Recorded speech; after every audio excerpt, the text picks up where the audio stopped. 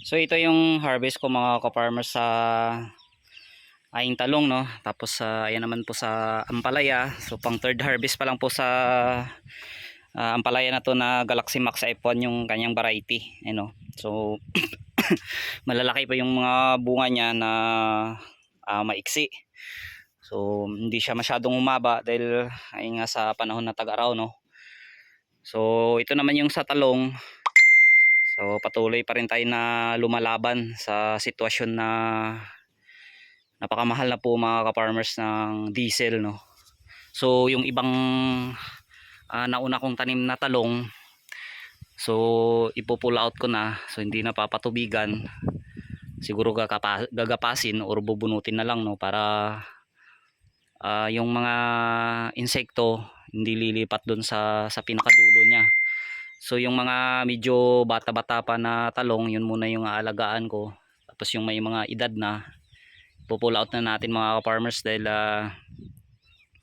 sa sitwasyon kasi nalulugi na tayo, no. Hindi na tayo kumikita pagka ganito na napakamura pa ng gulay at kaunti lang yung mamimili dahil nga po nagtitipid yung mga tao ngayon. So ayan yung sili, tapos patuloy pa rin yung harvest ng anak ko doon. So sa talong yung presyuan ngayon 20 to 15 pesos. Kung maganda kaya pa nilang kunin ng 25 to 30. So sa ampalaya naman mga ka-farmers pumapatak pa sa presyo ng 35 yung farm gate, no. Iwan ko lang kung sa ibang buyer, no, magkano. Kasi yung presyo ng buyer ko ay 35. At sa sili panigang naman o laba F1 ay nasa 70 pesos. Tapos sa may sili labuyo ay 150 yung kilo pa. So wala akong pitas sa labuyo, so sili panigang lang yung pinaharvest ko. So mahina na rin mga ka-farmers yung sili ko doon nung October pang tinanim. So marami na yung namamatay. So tinatamaan na po ng bacterial wilt. Same din po sa aking mga talong. So itong ampalaya ko ay second week or first week pa ng April magdadalang buwan.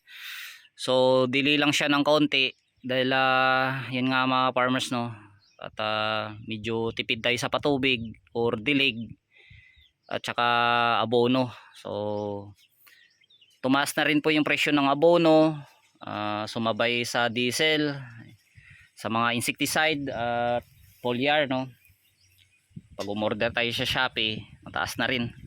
So itong talong ko mga farmers, halata na rin po na kulang tayo sa tubig at sa alaga.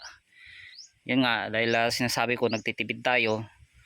Isang linggo na rin nga po ito hindi na abunuan. Sabi ko abunuan ko muna. At kahit pa konti-konti lang para lang, suporta sa kanyang bunga. At mabilis na rin po siya mga farmers gumulang dahil nga po sa bitin sa tubig, no. Talaga tayo magagawa ngayon mga ka-farmers, talagang laban lang kahit alam natin na kaunti lang yung kikitain natin. Importante may income pa kahit pa kunti-kunti lang, kahit sabihin natin na malulugi na tayo, pero tuloy pa rin ang laban natin na mga farmers. Wala tayong magagawa, no. Talagang ganito lang yung ang realidad ng mga farmers. So laban lang.